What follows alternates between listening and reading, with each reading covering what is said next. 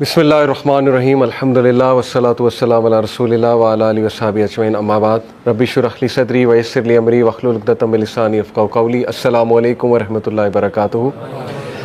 जज़ाकल्लाह खैर, माशाल्लाह, glad to see you all. अल्लाह ताला आप सब का आना कबूल करे, एक एक कदम पे रिवॉर्ड दे।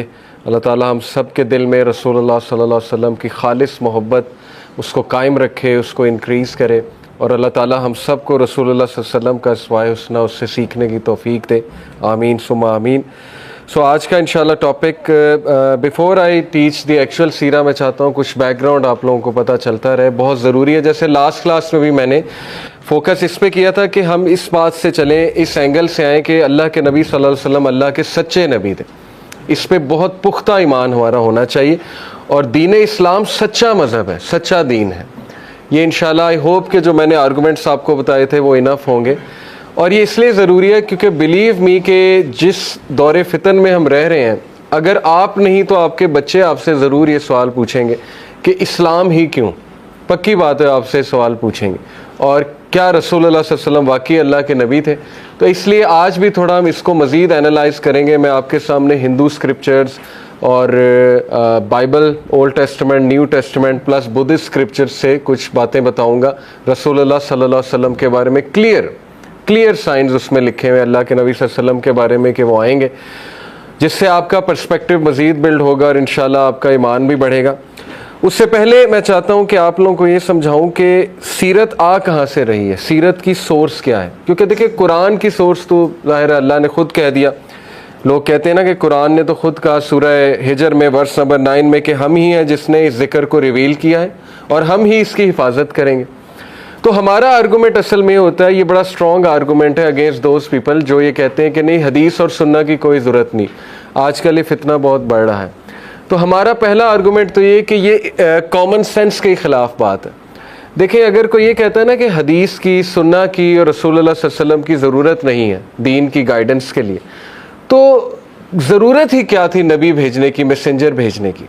अगर अल्लाह चाहता तो एक पहाड़ पे कुरान नाजिल हो जाता, वहाँ पे स्क्रिप्चर्स पढ़े होते टैबलेट फॉर्म में, और कोई भी बंदा उठा के वो ले आता और पढ़ के सुना देता, बात ख़त्म हो जाती। नबी भेजने की आखिर ज़रूरत क्या थी? तो ये अल्लाह ताला ने कुरान मजीद में बहुत वाज़े बताया है। कई इसके रेफरेंसेस मौजूद हैं कि अल्लाह कहते हैं कि हमने नबी भेजा इसलिए ताकि वो हमारी आयात तिलावत करके दिखाए। पहला पर्पज़ नबी का ये है। दूसरा ये कि वो तुम्हारा वयुज़क्कीहिम, वो तुम्हारा तज़किया करे। युज़क्कीहिम, तज़किया को कहते हैं तुम्हें प्योरीफाई करे। किस तरह तज़किया किस तरह होता है? मेंटोरशिप के साथ, अपने साथ अटैच करके, तरबियत करके तुम्हारा। इसका मतलब है कि ये युज़क्कीहिम जो तज़किया का प्रोसेस है, ये तो थ्रू आउट चलेगा। इवन दो रसूलुल्लाह सल्लल्लाहु अलैहि वसल्लम हमारे साथ फिज़िकली मौजूद नहीं है, तो युज़क्कीहिम कैसे हो रहा है हमारा? सुन्ना से। उनकी पूरी लाइफ हमारे सामने है, उनकी डिस्क्रिप्शन हमारे सामने है, इवन उनके ईटिंग हैबिट्स हमारे सामने हैं, उनके तज़किया से रिलेटेड पूरे चैप्टर्स हैं। देखें, सही अल बुखारी में आप देख लें, सही मुस्लिम में, सुनन नबी दाऊद में किताबुल ज़ुहद है, उसमें ऐसी हदीस हैं दिल को नरम करने वाली। किताबुल रिक़ाक़ है सही अल बुखारी में, दिल को नरम करने वाली हदीस। तो वो पूरा का पूरा जो मैकेनिज़्म है, फ्रेमवर्क, वो भी सेव किया अल्लाह ने। हमारा आर्गूमेंट ये होता है कि ये जो सूरह हिजर की आयत है ना, आयत नंबर 9, जिसमें अल्लाह कहते हैं कि ये बेशक ज़िक्र हम ही ने नाजिल किया और हम ही इसकी हिफाजत करेंगे। उसमें ज़िक्र का वर्ड है, कुरान का वर्ड नहीं है। हमारा ये आर्गूमेंट है कि ज़िक्र पूरा का पूरा दीन है, और पूरे के पूरे दीन में सुन्ना भी है, क्योंकि सुन्ना के बग़ैर युज़क्कीहिम नहीं होगा आपका, तज़किया नहीं होगा आपका। और फिर कहा कि वो तुम्हें एक्सप्लेन करता है कुरान की वर्सेस को और हिकमत देता है। ये 4 फंक्शंस हैं एक प्रॉफिट के, एक रसूल के। नंबर 1 कि वो आयात पढ़ के सुनाएगा। कुरान भी तो अल्लाह के नबी सल्लल्लाहु अलैहि वसल्लम के लबे मुबारक से आया। तो अगर आप ये कह रहे हैं कि हदीस जो है वो पता नहीं कब कलेक्ट हुई भी कि नहीं हुई, तो कुरान किसके लब से आ रहा है? हदीस भी रसूलुल्लाह के लब से है और कुरान भी उन्हीं के लब से है। कुरान के कोई स्क्रिप्चर्स तो मौजूद नहीं थे उस टाइम पे, टैबलेट तो थी नहीं, वो तो अल्लाह के नबी के कल्ब पे नाजिल हुआ है, और अल्लाह के नबी के कल्ब से वो अल्लाह के नबी की ज़ुबान मुबारक पे आया, और उससे फिर वो हमें मिला। तो इसलिए ये आर्गूमेंट क्यों यूज़ होता है, इसकी मैं आपको वजह बताता हूँ। बड़ी बुनियादी वजह। देखें, हिस्टोरिकली स्पीकिंग ये पता था ओरिएंटलिस्ट को और इस्लाम दुश्मन लोगों को, जो जहनीत के लोग हैं, ज़ाहिर है इस्लाम दुश्मन जहनीत के बहुत से लोग पास्ट में गुजरे, उन्हें ये पता था कि अगर हम सुन्ना और हदीस को डाउटफुल बना देंगे तो हम पूरे दीन को डाउटफुल बना देंगे मुसलमानों के लिए। क्योंकि गुनाहों के बारे में इंस्ट्रक्शंस, गुनाहों से बचने की तंबीह और गुनाहों की आप कह लें कि डिटेल वो हदीस में आती है। जब आप हदीस को दूर कर देंगे तो फिर कुरान एम्बिगुअस हो जाएगा, फिर आप कुरान से जो चाहेंगे अखज़ करेंगे। मिसाल के तौर पे मैं आपको कुरान की एक आयत सुनाऊंगा कि इससे ये मुराद है, आप कहेंगे नहीं ये नहीं, इससे ये मुराद है, क्योंकि आज के दौर में ये आयत इस तरह से इम्प्लीमेंट होती है तो फ़िरका वारियत हो जाएगी। तो हदीस जो है ये यूनाइट करती है, क्योंकि जब हदीस से एक ओपिनियन आ गया कि नहीं इस कुरान वर्स का ये मतलब है और नबी सल्लल्लाहु अलैहि वसल्लम ने खुद तर्जुमानी कर दी कि इससे ये मुराद है, तो वहाँ डिस्कशन इज़ ओवर, वहाँ पे हम फुल स्टॉप लगा दें कि अब हमारा पर्सनल व्यू कोई नहीं है। तो बिवेयर ऑफ दिस फितना। इस फितने की बहुत बड़ी वजह मैंने आपको बताया कि वो दीन पूरा चैलेंज हो जाएगा अगर हदीस को आपने चैलेंज कर दिया और सुन्ना को आपने चैलेंज कर दिया। तो जिस तरह से कुरान अल्लाह ने महफूज किया है, बिल्कुल इसी तरह हदीस भी महफूज की है। ये अलग बात है कि हदीस में फिर ज़ईफ़ हदीस भी है, फैब्रिकेटेड हदीस भी है, हसन भी है, हसन गरीब भी है, मरफू भी है। ठीक है, मैंने पूरा हदीस साइंसिस का एक कोर्स किया, उसमें सारी टाइप्स पढ़ी, लेकिन उस कोर्स में आई वॉज अमेज्ड टू सी, मेरा ईमान इतना बढ़ा कि थ्रू आउट हिस्ट्री सहाबा ने, फिर उनके बाद उनके शागिर्दों ने, फिर उनके शागिर्दों ने, फिर मुहद्दिसीन ने कितनी अटमोस्ट केयर से सुन्ना, सीरा और हदीस हम तक पहुंचाई है। एंड टू आउटराइटली से कि ये तो जी बाद में कलेक्ट हुई है, ये एक आउटरेजियस क्लेम है जिससे आप उन सारे लोगों की मेहनत पे पानी फेर रहे हैं और चैलेंज कर रहे हैं, और क़यामत वाले दिन हमें बहुत जवाब देना पड़ सकता है। Some of them didn't even marry, पता आपको, इमाम बुखारी ने शादी नहीं की, इमाम मुस्लिम ने शादी नहीं की, इमाम अबू दाऊद ने शादी नहीं की, फैमिली ही नहीं बनाई। किस लिए? कि वो इस सर्विस में इतने ज़्यादा लगे हुए थे कि नहीं, हमने उम्मत तक ऑथेंटिक हदीस पहुंचानी है, हमने उम्मत तक ऑथेंटिक दीन पहुंचाना है। तो इसलिए रिमेंबर दिस कि दीन, जिक्र जो है वो दीन है। ये हमारी जो है वो सलफ़ की, सहाबा की इंटरप्रिटेशन है, और पूरा का पूरा दीन महफूज है। सिर्फ कुरान मजीद दीन में नहीं है, हदीस भी है, सुन्ना भी है और सीरा भी है। इसके बगैर जो है वो आपकी गाइडलाइन कुछ भी नहीं है। और इंसान फिर यही है कि फिर अश्कालात का, डाउट्स का शिकार होता है, फिर कुछ भी इंसान अपने लिए हलाल कर लेता है, कुछ भी हराम, क्योंकि ज़ाहिर है वो गाइडलाइन ही नहीं मौजूद, वो टीचर ही नहीं मौजूद जिसने एक्चुअली उस चीज़ को समझाना था। Okay, so be sure about it कि हदीस हम तक पहुंची है, सुन्ना हम तक पहुंची है, ऑथेंटिक तरीके से पहुंची है। तो सीरा की क्या क्या सोर्सेज हैं? सबसे पहली सीरा तो कुरान इटसेल्फ है।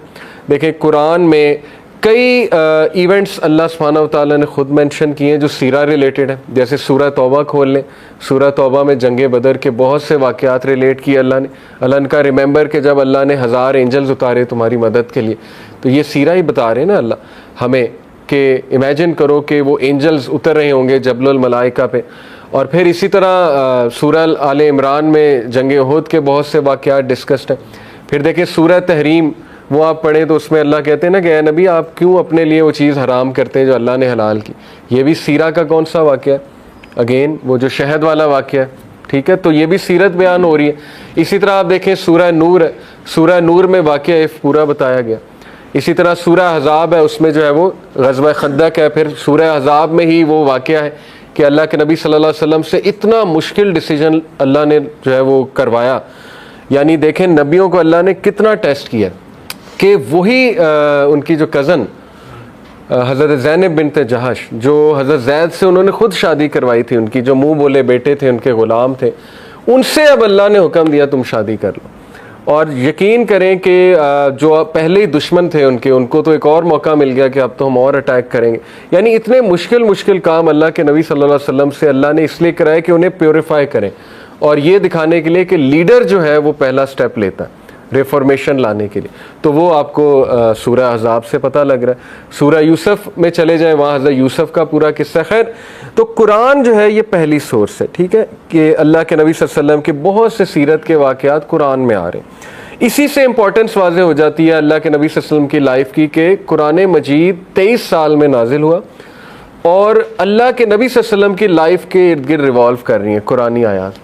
जब कुछ हो रहा है, जैसे ताइफ का इवेंट हुआ तो फ़लानी सूरत नाजिल हो गई, फ़तह मक्का हुआ तो इज़ा जा नसरुल्लाहि वल फ़तह ये नाजिल हो गया।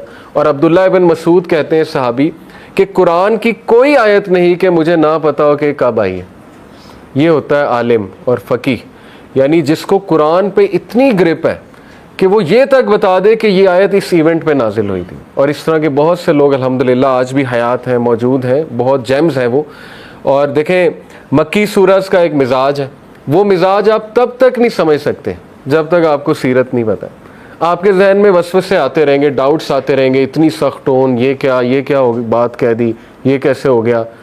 जब तक सीरत का कॉन्टेक्स्ट सामने नहीं रखेंगे, वो 4 फेजेस नहीं रखेंगे अल्लाह के नबी की लाइफ की, first year to third year क्या था, पहले 3 साल अल्लाह के नबी सल्लम की दावत सीक्रेट थी, ऐसे ही सीक्रेट थी।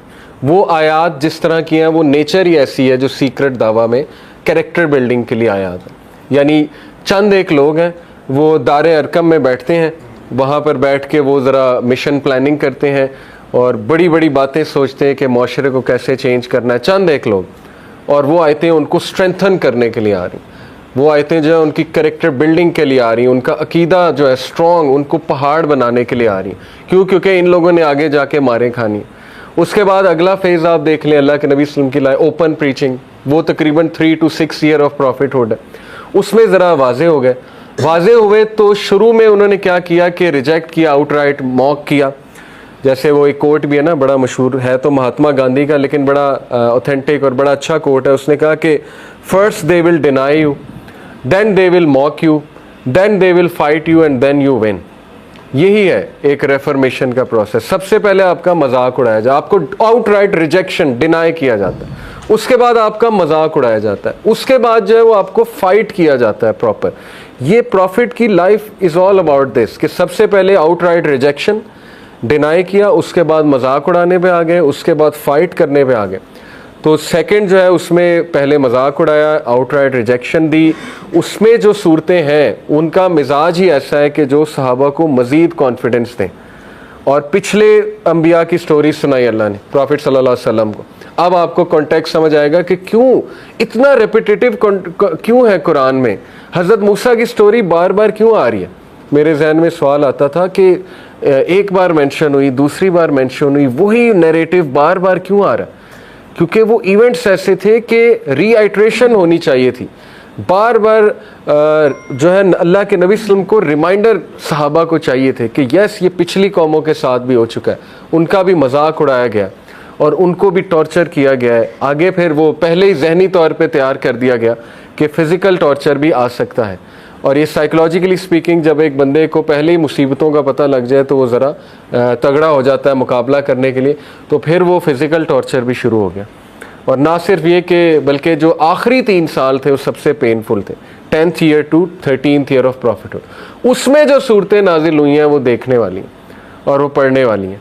यानी आप सोचें कि हर सूरत का एक मिजाज है, आयात का मिजाज है, उनका रिलेशन अल्लाह के नबी की लाइफ में कोई ना कोई इवेंट से है और सहाबा के किसी ना किसी सवाल से है, या कोई साजिश हो रही है उसके, या कोई नैरेटिव लेकर आए हैं।